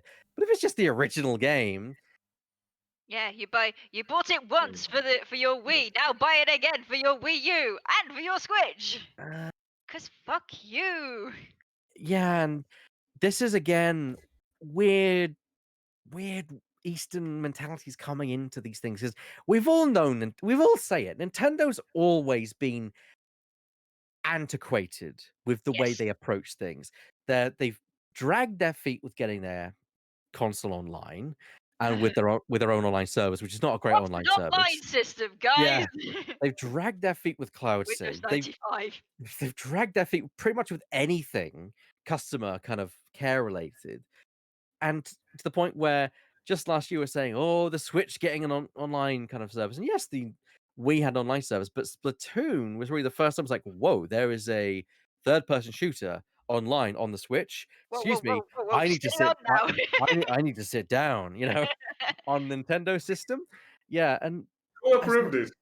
yeah, it's like, Yeah, Nintendo have always been like 2 or 3 steps behind on connectivity on their consoles. And yet they're several steps ahead in other Tech- places. It's Yeah, just so in making weird. Yeah, fun games. Yeah. And even the things they are coming up with, they are making them unnecessarily complex, difficult, or just bizarre. yeah, that's the thing. It's like saying, yeah, we've invented the flying car. Here it is, the amazing flying car. It's going to change the world. You appear in and say, where are the seatbelts? Yeah. Where's the Oh. steering wheel? Well, you have to first. Excuse me, Mr. Car Maker. Where do you put the fuel in? Yeah, that is. Just fuel. It's like they're ahead of the curve in amazing ways. The Switch, I don't think anyone will complain. This thing, which I can just pull up out of its dock on my desk, is Oh, yes. is one of the biggest revolutions in gaming for a long time. I'm not going to question that. This piece of kit is amazing. And people say, "Oh, it's not as powerful as a homemade console." It's a PlayStation 3 pretty much in my hand. Yeah. Powerful enough. It doesn't I mean, need. PlayStation 4, my actually, only yeah. problem is the impossibility of actually getting hold of one right now is why Oh, I yeah. bought this. Yeah. Ah. Yeah. But yeah, it's weird how they can be ahead of so many in so many ways, but so behind in others. And it hurts because, again, there's so much legacy content for Nintendo. Nintendo especially. Like, I don't play Super Metroid until last year, and it's in my top 20 games of all time. Yeah. And I They would have have played it. decades of like history. Yeah, and yes, I did play it on Nintendo Switch Online, but I can also play it on my SNES. But even then, I don't own Super Metroid technically because once I get the Switch 2, what then? Yeah. It's not like it's on my PC and I can play it forever and not have to worry about my next generation because it's not future. Effectively, Nintendo built redundancy into their stuff by having this. And I'm gonna outright say it. They actively do that. I granted the Switch doesn't have a disc tray. That's probably a good idea because that would be Yes. ridiculous. But why have Nintendo always been about cartridges when every other fucker uses a disc? And when they did use discs, they used tiny ones. Well, they did use the And- big ones for the Wii and the Wii U, but it's like that's two consoles out of how many? Yeah. And when they use cartridges, every single one is different than the previous ones. And that's the problem. If you wanted a backward compatibility console for Nintendo, it's impossible because there's Yeah. so many ports you would need on the damn thing. Yeah, exactly. It's like kind of Frankenstein's monster of ports. Yeah, that's why they've always been backwards compatible with the last generation, but only that generation. There's Only always that. a console that comes out. For example, you had the original DS and the DS Lite still had backwards compatibility with GBA systems. However, as soon as we got the DSi, it was like, nope, Nope, no more gone. compatibility. If you haven't got something to play your GBA games, then fuck you. kind of And thing. it was Which about when the DSi came out that I got my first one, and I went, I'm not getting that. I want to get a DS Lite. Yeah, I no, got I DSi don't and have a play it. DSi. I've got the original clamshell, the DS Lite, skipped the I, and then I went to the XL. Actually, The Switch is also not backward compatible because it yeah, has no other way to play it. I mean, it has released a lot of the Wii U games on Switch, but let's be honest, first 3DS, that's mostly because the and then Wii U failed. Also, it bears noting, rest in peace. Oh, the PSP. Oh. Yes. This was the PSP Go digital download only. See if I can one up you there. So therefore, with there not being a store anymore, this is a brick. Oh. Yeah, let's see if I can one up you there. I We're just playing one up now. got this thing, Yeah. the PlayStation Vita. Vita. At least the Vita allows Vita cartridges. That's true. This thing, I have to admit, I pulled this out. I found this, I think, 2 years ago, and I booted up, and it still works like a dream. And I still keep it around. It's in my kind of collection of stuff, which I'll probably never ever use again. But every now and then, I break it out. And I'm like, yeah, it's with my 3DS because I'm not going to play my 3DS. 3DS. The writing, because it's reversed, says you can become a hero. But yeah, that is the main point that I'm trying. I mean, what are your thoughts on history and preserving access to games for people to be like, okay, what was Mother all about? What was Mother all about? What was Super Metroid all about? It's important. It's as important as any, like, remembering any artwork or our own history. Mm-hmm. You know, and in the grand scheme of things, remembering where we come from is essential. So as human beings, we need to remember that we came from certain civilizations. As gamers, as people who enjoy the art of games, we need that roadmap of where we came from. Yes. And the interaction, that's the problem. The interaction with the artwork. Yeah, I mean, with the books or with the pieces of art is so much simpler, so much easier. That preservation of those is way easier for people to just enjoy them. Yeah. Whereas with games, the main form of interaction is actually playing the game. Yeah, Yeah. it's a lot so more much complex. harder because of that. Yeah. Yeah, and That's what I look forward to one day having my nephew here at a time, you know, at an age where he is capable of interacting properly and playing a classic video game with him. Mm-hmm. You know, like a Mario game with Mario and Luigi on screen at the same time. I mean, I'm not gonna lie. When I was younger, I used to not really understand the appreciation of like the older games. But then that's the thing, because you are a child and you are ignorant of the fact of this stuff's important and the stuff is still enjoyable. It doesn't matter about the pretty graphics. And yeah, that's why in my later years, I've grown.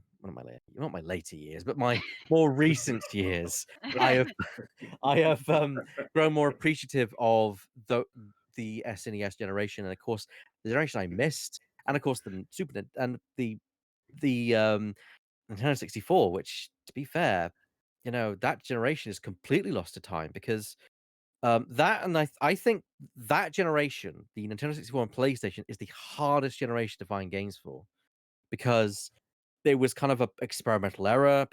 Things were a bit up in the air. No one knew what they were doing, really. I mean, I mean, come on, Nintendo. That Trident fucking game controller. Come on. That, if anyone says that was the most perfect controller in the world, I would take it and beat them across the head with it, because it was not. Oh, Jesus Christ, no. Like, where do you put your freaking hands? Like, Exactly. Well, the logic apparently is because you hold it in different ways for a 2D and 3D game. It's like, well, fuck Stupid. you. It's Yeah, stupid. why can't you just, I don't know, hold the controller like this? Like a you normal have two person. hands, so you have two holdy bits. Oh. Yeah. I Yeah. have two hands for holding things. Having been in my university days working with quite a lot of industry robots designed by Mitsubishi or Sony or Honda, I kind of understand that it's just a Japanese thing to design something that is so bizarre and so weird to use and requires you to do all kinds of weird gestures. You grab here and then you press buttons here, and That was yeah, the Wii then. compared to that, the N64 controller is so intuitive. It's the classic idea of let's make something weird. I mean, let's face it. Let's give it its credit. It has the first analog stick. That's about the only thing it's got going for it, really. Oh yeah. But yeah, I mean, that's the thing. Every modern controller has its genesis. I still say you've got the analog stick from the N64. Most controllers wouldn't have the handles if it wasn't for the PlayStation, which which is what most controller shapes these days are designed from, which eventually folded into the Xbox and now has become that standard design. Yeah. It's just Ergonomics. ergonomics, yeah. But getting back to preservation, Mm. I think it's imperative that we don't just preserve the code or a cartridge in a museum somewhere. We allow people to be able to say, no, play these games, see what they were about. Yeah. And I think Go ahead. go on. No, No, please to go ahead. experience an art gallery, all you need to do is go to the art gallery. The art is a visual medium. You look at it and you go, yes, that is that is superbly made. I can Yeah. feel the emotion coming from this piece of art. To appreciate a game, you need to play it. Mhm. It Yes. needs to be in a Then- form that you can interact with. Yeah, the analogy could be to keep those works of art instead of a museum, keep them locked in some warehouse where they are kept in perfect conditions with proper humidity and in the dark, where they're kept properly, but no one sees them, no one interacts with them. I mean, look at Yeah. how the American government stores the Declaration of Independence. Yeah. That thing is kept in Mhm. a sealed container.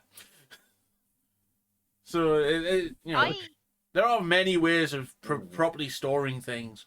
Oh Yeah. no, Lemming, you froze. Oh, you froze for a minute, but you're back now. No, you're back. You're back. Yeah, I was just gonna add can we add flash games to this now? Yes. I mean, Well, games. now we'll have It's a to. game. Yeah, because I was looking for something that ran in Flash, and of course I forgot that Flash is dead now, and so loads of games have just disappeared. Like, and also old movies as well, like really old memes just gone. However, there is the Internet Archive does have a page of like Flash games that they've collated and are running on an emulator. So Yeah, there's Flash Game Archive. Mhm. yeah, I can go and which I there's which I do. loads. yeah, which has all the original games like I don't know, all your basic belong to us, which isn't a game, Well, but that's the meme. but that's because the uniqueness of the things that are done on PCs and on computers in general, Mhm. which is that actually Adobe doesn't paywall now, that you would be using Flash for all those preservation purposes, where you will be just emulating the technology on your own archive. They don't care. They just discontinued their support to it, but all the rest is just up to you. Yeah, and that's the thing is I feel It's still um it's it's still, as Lemming said, that's still a part of our culture that's disappearing because Yeah. video games are intricately linked to the internet, whether we like it or not. yeah, and I And think I do agree with you. I think that is something which also is important to do. And any game that I feel there should be no kind of qualms about any game should try and be preserved as much as it can. I know that gets dicey when it comes to certain games. Online games are really screwed on that. Yeah, because as As soon as those servers get turned off, that's it. well, Yeah, not just that, right. but like I think Chad and I had a discussion like, what version of World of Warcraft do you preserve? Yeah. Exactly. I mean, Or do you preserve all of them? yeah, I mean, well, Classic exists, but they're going up to Burning Crusade now, so it's like, so what are we Yeah. preserving And now? hell, Are we do you preserving... preserve it by patch? Yeah, They, Yeah, Exactly. how? Yeah. Every This is state what we were that saying. game took. they're already kind of abandoning WoW Classic if they are updating it Oh, yeah. to the Burning Yeah. Crusade Well, now. Well, the thing is, also with you can have two, as we were talking about, we can have two different sorts of games, like Star Wars Galaxies, before and after the Jedi patch. Like, which of these, as we said, as we were talking, this is going to be up for debate. Like, it's going to come down to opinion, which is the most true to that game. But it's still a question we're going to have to ask ourselves. It's just like, is it what the players consider original, or is it what the creators consider original? Even Mario has that discussion to kind of bring it back full circle to Mario. Mario 64, the version of Mario 64 that exists on the Nintendo All-Stars collection is actually the fixed version, which actually fixes the whole backwards long jump glitch that allows you to get up the staircase. And that apparently was a big contention for speedrunners in the community who feel like that it ruins the speedrun aspect of the game because suddenly they've got the inferior speedrunning version to play as the kind of the official version. So Yeah, now it's something similar that happened with the Command and Conquer Remaster collection that came out earlier in the year, a few months ago, where they openly said that they hadn't fixed an AI glitch with the remaster because it was so integral and part of the community. Mm. This Yeah. glitch, which basically meant that in the original Command and Conquer game, the AI enemies didn't recognize barriers as an enemy. So you put a sandbag wall in front of the enemy base and they'd go, there's nothing there, and just not do anything about it. So you could lock them in. Yeah, they just couldn't trace a path. Yeah. But because it became such a big thing within the game, like that was how people beat the hard mode AI, they left it in because it was part of the community. Yeah. And also, can we just talk about the fact that Mario Sunshine is running on is a actually running an emulator? emulation. Yeah. That's the thing is when it comes to stuff like this, Mhm. Nintendo actually is the worst for enforcing their own very tyrannical Oh, opinions Do of as we say, but not as we do. Yeah, do as we say. Yeah, but not as we do. Yeah, don't use emulators unless you bought it from us. Yeah, don't use emulators unless we're the ones that are emulating it. And that's the thing, because in their minds, even if you made a copy of the game and it's your game, you're still breaking the law in their minds. Even though you're not breaking the law, because that case you're not breaking the law, you're just breaking the law that Nintendo feels you are breaking. Whereas I'm like, you kind of lose the high ground when you're emulating your own game on your own hardware. You know, Exactly.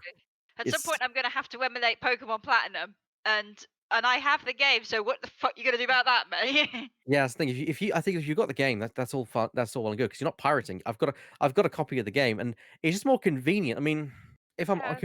if I'm completely honest, I've got to find my 3DS. It's over there. I've got to charge it. I've got to put it in. I've then got to deal with the fact it's on the screen. Yeah. I'd much rather have it on my PC.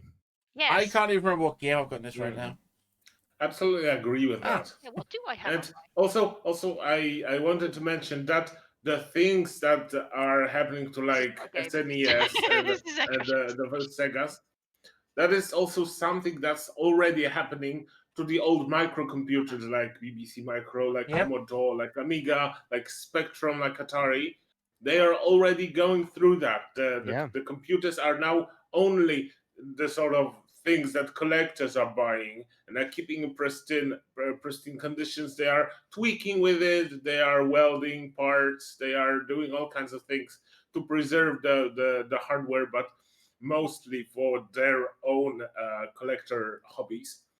Yeah, and for the general public, is just a matter of emulation, and the only way you can interact with them would be via ROMs, which would be all around the internet as kind of abandonware because there are 40-year-old games.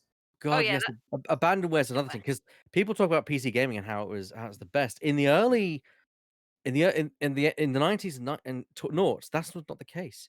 You know, we've I'd say in the last 10 years, since the kind of middle of the PS3, Xbox 360 era, on until this era, games have become a case. If you've got the PC version of a console game, you've pretty much got the same game.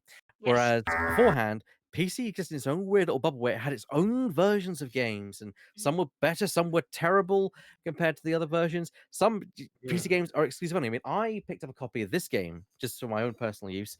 I'll grab it on my shelf. I mean, yeah, that's before we even look at the Commodore and Atari sort of versions. Sheepdog and Wolf. It's a game that no one would care about, but it's a game that I love and have strong memories with. I remember that game. I never played it though. It's great. It's a great game. It's one of the. I think it's another one of the hidden gems that I tend to kind of espouse the pleasures of. And no one would care about this game. No one's going to ask for a HD remaster of this. But I still feel it should be preserved because Yeah. if someone finds out, and it's like, I'd like to play that. Someone should have the opportunity to play that. And I know that a company will look at it and think, well, there's no money in that, and I completely agree. But then that's why over time they should allow, because it's the classic example of, well, I'm not making money from it. And it's not economical to do so. Okay, what if I do it? No, because that's our intellectual property. So please do not fuck with it. This is Well, one of the there's But few you're doing times. nothing with it. It's like, but yes, but it's our Mhm. property, so we're not going to do it. It's like that frustrates me so Yeah. much when There's people do always that. some Yeah. money in it. This is And one of those few times where I will ever praise EA. Because EA Oh. are actually really, really good when it comes to the legacy of the games they hold. I'm not going to lie, you are right. You can. No. I think. No. Oh, there you Do go. you Oh, remember what they did to Dungeon Keeper? oh, No, here we go. no, Ding, no, ding, I'm ding. not yeah, talking about. yeah, I'm but not talking ding. about new iterations, because Well- frankly, the Command and Conquer mobile game was bollocks too. yeah. No, well, I'm that's talking kind about of two. the. I'm That's talking about. kind of two separate subjects. Because Yeah, exactly. one thing I'm is talking what they're about the doing games to that are like older. For example, Dune 2. Ah. One of the first real-time strategies ever made. Mhm. Nothing runs it anymore. You know, if you have a disc for it, it won't run on modern PC. I can vouch for that. They set up a website. It runs through your browser. Oh wow. You can play Dune 2 on a browser now. I never thought I'd be saying a lot of things in 2021, but good job, EA. Yeah. And the same Yeah, before that's before kind of the thrown me for a remaster loop, collection came actually. out. Keep it up. Yeah, before the remaster Keep collection it up. came out, they I did kinda it feel- with the I kind first of feel Command like Conquer I've got games. identity crisis syndrome now. It's Yeah. like, am I really saying this? It's getting cold in here. Yeah, and you can buy you can get for free the original Command and Conquer and Command and Conquer Red Alert in their original pre-remaster forms for free off the official website. I will say they are good with that, and Yeah. I think the best company, at least for offering this, is Microsoft. Yeah. Because PlayStation, they of course fortunately have got an issue where, you know, they've got backup compatibility between PlayStation 5 and PlayStation 4, sure, but PlayStation 3, what's that? You know, Yeah. backwards all the way to PlayStation 1. Even though it's the same format, they're all on disc. There's no excuse to Yeah. why they shouldn't be able to work. And I know people say, oh, but coding emulation costs money. It's like, fuck off. I'm buying a £600 console here. You know, Shouldn't give me cost my that fucking much. money's worth. Yeah. Well, you know what I mean. Yeah, it's still got a Yeah, Blu-ray but- drive in it. Yeah, but what I mean is, like, it can't be that much to just emulate a thing. Yeah. Surely the coding is still the same in some respects. Yeah, that's the thing. You would have thought that the company who made it would be able to emulate it, but Microsoft, I think they are fully. Well, I think they're definitely not 100% compatible, but a majority of Xbox content will work on the Xbox Series X. I believe, Yeah. isn't it? Yeah. Yeah, So with I the- could, with I could go over to Microsoft- one of my original Xbox games over there, put it into my Xbox One, and it would go, oh, would you like to download the working version of this? And I'd be like, yes, but What were you gonna say, Bear? I was just saying that with Microsoft, it's so much easier because the architecture of the Xboxes are basically the same. They haven't gone deranged one day like Sony and decided let's go for a power PC for one generation, and they didn't come up with Cell all of a sudden. So it's much easier to emulate for them, and they would definitely go for that. You know, and Also- I think it's very. You should praise Microsoft for that. Mhm. yeah. I also wanted to praise the companies that also work on trying to get and bring to the light the forgotten games on PC, like GOG is doing. Because GOG. the kind of games like you have, the Sheepdog and Wolf, there is a chance that they would find that there is money to be done on it, and they would send their people to track the person who has now the rights to that game, which is not easy. They will try to somehow convince them to sell them the rights, they'll try to get the code if there is code. Sometimes there is no code, sometimes the owner of the license will be some oil baron or someone who doesn't care that this game will bring him like $50,000 because this is what they He's already got have all of the been- money. Yeah. I think there's a lot to be said that companies need to do more to preserve. And I think we're getting to a situation where companies take your properties, sell them to take your games and sell them to GOG. Licensed games are a key violation of this stuff. There's a great game, Transformers: War for Cybertron. Great licensed game, can't buy it anymore. Deadpool, can't buy it anymore Yeah. because licenses expire, and the reason for that is it's bullshit. I've never heard of a film being like, I can't buy a film anymore because the license ran out. Yeah. You know, what the It's dumb. fuck? Mhm. It's dumb. Yeah, it's Stupid. ridiculous. It is dumb. It's another classic example of the law not allowing for the exceptions or the advancement of technology. It is a clear issue of that, and the complacency of law to not change it because lobbying and making sure they keep their hands on property or what. I just need to interrupt and say thank you, Duke Vid, for the raid. Holy shit, I did not expect that. Hey! Hey! Hey! We're talking. Welcome to the Commandant's podcast. We've got, of course, got Lemming, that's Burr over there, and of course Shadow Phoenix right now, and myself, Ebak the Cat. We're discussing video game preservation and the importance. In fact, I think UK is actually also another example to use as Kingdom Hearts. You know, talk about a series that has been spread itself across Oh my god, yeah. the entirety of video games. You've got a game on PlayStation 2, a game on on Nintendo 3DS, a game on DS, a game on mobile. Yeah, Drifting, hello everybody who's just joined chat. We're discussing stuff, and we're about to be discussing some more stuff once we get off this topic. But for now, continue. And thankfully, they did release the Kingdom Hearts collection, which you can get the entirety of the Kingdom Hearts series on one kind of release disc, which is amazing. And that's coming to PC, which of course now that's coming on PC, that will be continually updated by, even if it's by fans, to make sure that it works with modern systems. So that game is now preserved. It also means, blessing be, light of lights, I might actually be persuaded to try play it. Kingdom Hearts. Bless her. Same. You should. It's a great series. But I think companies need to do more to make sure that the games from not just their current lineup, but from their past, their history, is easily accessible in a way that would carry forward. Not like every time you get a new console, you're gonna have to rebuy this again. You know, That's not what we meant. no. You know, let us buy it, let us keep it, and that's where. And people say, "Well, is there a way to do that?" Yes, Nintendo, make an online website, a website where you can sell ROMs of your games. Yeah, Sell the ROMs to people. They will get them and play them. And yes, you're gonna do. I will buy that shit. I would buy the hell out of shit. People would sink money into buying Nintendo 64 stuff and old Nintendo GameCube stuff, especially if you offer the software to then emulate it. Yeah, I mean, 100%.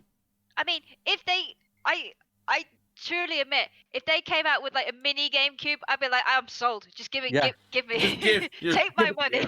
I mean, Give it's me, not solving the problem an because it's item not that is selling a the mini junction GameCube, but box. yeah. Give me an item that's a junction box to the internet to one of your servers where I can download GameCube games with a cool controller that works. Yes. Yes. Yeah. I would do that. I would spend £5-10 on a digital copy of a game through this little junction box. We will pay for your shit. Let us give you money. Why have no one thought about this? To say, okay, well, we're doing these mini consoles. What if we just have like internet connectability and have our own like a storefront in there where we sell extra games? Good. You know, Have a storefront which is basically GOG for consoles. Exactly. Yeah. You already have parts of it in your Nintendo Switch Online service. You just have to follow it through. Yeah. Speaking of following, thanks for the follow, Juki. Yeah, by the way, anyone who's in my chat, go check out Juke. She's an amazing streamer. I definitely pop in and raid her at times as well. But no, I mean, does anyone else want to add more to the topic of preservation as we wind the topic down for the evening and potentially maybe even the showdown? I think we said everything about preservation that we can cover. Just please preserve what you can. It's our history, it's our legacy.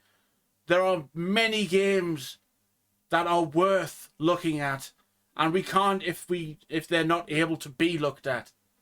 And so Yes. someone who says like, "Oh, it doesn't matter. They're old games and such," is like it doesn't matter. And I'll Yeah. offer an example of how it can end up very badly for a fandom, especially. I'm a big fan of Doctor Who.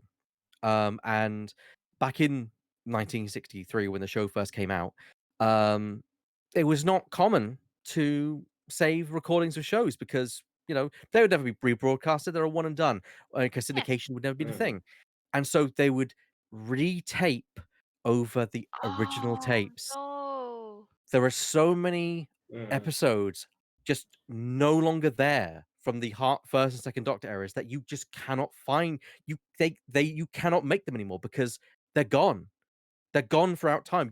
You've heard stories about them, like and what the story is, and and from people who saw the episode years when it originally ran. But But that soon will not be the case anymore either. Yeah. yeah, they will soon no longer be there. And and yes, you get some people who say, "Oh, I've got the audio," and they're like, "Okay, let's do like an animated version of it and such," and that's great. But But it's not the original. Yeah. it's not the original. No. And I mean, it comes as close as you can. It's emulation, as it were. It's so important that we preserve games so that even in insignificant, even terrible games, even X-Men Destiny deserve to be preserved, just so we can tell how awful it Yeah. is. Yeah. Yeah. And on a subject of preservation, it's also the history of the individual things. For example, one of my personal favorite items that exists is a Game Boy, just an original Game Boy that was in the first Gulf War. A soldier Oh, took in the first Gulf War, Yes. and it took a bomb strike and survived. It still plays. It still Still plays. plays. In fact, it's plugged in permanently at one of Nintendo's museums. Still playing Tetris to this Still day. scorched to fuck, but permanently still playing Tetris. I think the damage was so bad the cartridge has like melted into the Yeah. content Yeah, itself. it's It is. a It is charred wrong with lump. the Tetris. Yeah. But that's preservation. The fact that Nintendo went, we want to keep that alive, Mhm. means something as a as a subculture to us. Yeah. And the And it- irony shouldn't be lost on you that it was Nintendo that did that. Yeah. Yeah. And I'm just gonna say that's also that's also why another point against Activision Blizzard is what they did with the Warcraft 3 thing, Yep. where on Battle.net, Yep. Warcraft 3 Reforged overwrote The original Warcraft 3. Yes. A terrible example of a bad Mhm. example of preservation because Yeah. it's fine to have the remaster, but the remaster shouldn't replace the Mm. original. Yeah. And the original should be still offered as a legacy content to show like this is where we came from. Yeah. And that's Yes. why I love the fact that EA offers the original Red Alert and Command & Conquer completely free, and also why they say, well, you Mhm. can also switch the game mid-game as well at the same Yeah. time. Yeah. So it I offers mean, both angles. And Yeah. also the same company that made Warcraft 3 Reforged, Blizzard, is offering StarCraft 1 in both versions at the same time. yeah, you can have the original StarCraft 1 and you can have StarCraft 1 remastered. and also WoW Same. Classic as well. As Weird FW says in the chat as well, I want an N64 virtual console on Switch, please. Yes. Yes, That's it. please. Yeah. Give now. Yeah. Yeah.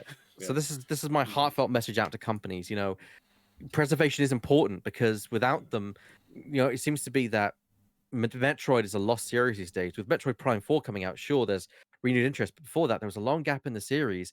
And I only played Super Metroid for the first time last year and loved it. And so much so I Yeah, played Fusion and- as well.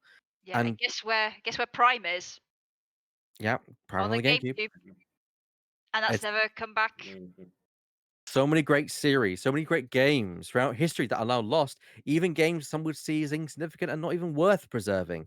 They should be preserved so that people can still at least the good, the bad, and the ugly. It should all Indeed, be yeah. out there for people to play and experience and see what great times you've had, the bad times you've had, and the Mhm. struggles you've had along the way. Yeah, and also, what the fuck were we thinking? And what the fuck were we thinking as well? And with That's that note, just I think humanity that's a in nice general. place That's- for us to finish for tonight. Don't you guys agree? I agree, yeah. The rest of Yeah. it can wait. Yes. 'Cause this is a nice, happy time. So next time on the Commandant's podcast, it'll be Doctor will taking the place of Burr. Next time we'll sit on next time show. In the meantime, we'll be keeping an eye on the news events over the next couple of weeks. and seeing what will come up in the news. Of course, if you are actually picking up the Mario All Stars collection, be sure to pick it up before tomorrow when Mario will finally meet his maker, which is finally after Nintendo. And the next Common Notes podcast will air on the 27th of April, which is, of course, the last Tuesday in every month. The next time topic is still up for debate, but we'll look to probably announcing that a bit closer to the time. Who knows? It might be someone else running the topic rather than myself. Something may come up this evening if the history. No, we are lucky. I mean, don't ask me. I just make stuff up as I go. Yeah, I just let these guys. I just let these guys go, and I follow along with them. And then occasionally. Well, people say we always joked where we always play Squadrons on Tuesdays, and at the end, it always ended with us having a 2-hour conversation on variety of topics, and to the point where we just kept on saying we should do a podcast. We should do a podcast. Why don't we record this?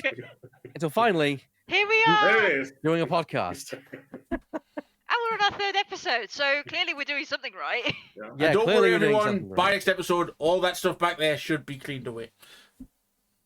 Right. And I'll have a new Still be here, camera. hopefully. And I'll still be here. I want to thank the other members of the Common Dense podcast, and of course, Shadow Phoenix Rider, Lemming Russ, and of course, my name is Ebak here at the Scratching Post, where we scratch that gaming itch. And don't forget, I'll be streaming tomorrow with Shadow and Divot as we'll be watching Weird, hopefully finish The Outer Wilds. And we will be mocking him relentlessly. But, And we'll be mocking relentlessly, yes. Good luck, Weird. But in a sweet way, because he's Yes, sweet, Emperor. right. I am doing quite a few streams this week. This Thursday, I'm doing an Evil Genius 2 stream. Yes. Yes, as like a one-off stream. And on Friday, you can spot me in the Rashado as he'll be a part of my duo live stream that night, as I will be jumping completely blind into Ori and the Blind Forest. Hey. Looking Topical. forward to that. All right, guys, I think that's enough from me. Good night, everyone. Good Good night. night. Right.